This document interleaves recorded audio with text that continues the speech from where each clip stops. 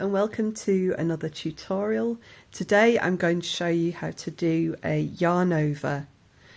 Now yarn overs are basically what creates these beautiful patterns of holes when you're knitting lace.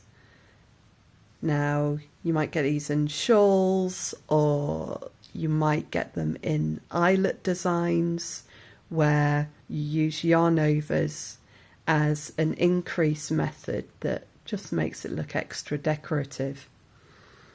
So we're not going to be knitting a humongous shawl today. We are going to be starting off with the basics.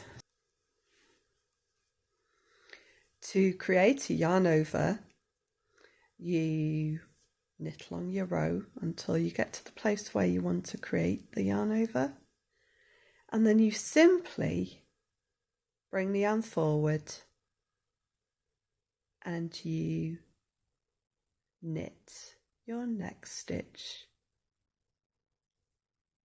just as normal, and that will create an extra stitch here. That's where this bit is going round, and it will make a little hole here. Then when you knit on your return row, you will be able to see more clearly the hole that is created. I hope you've enjoyed this video. If you have, please click the button to like and subscribe.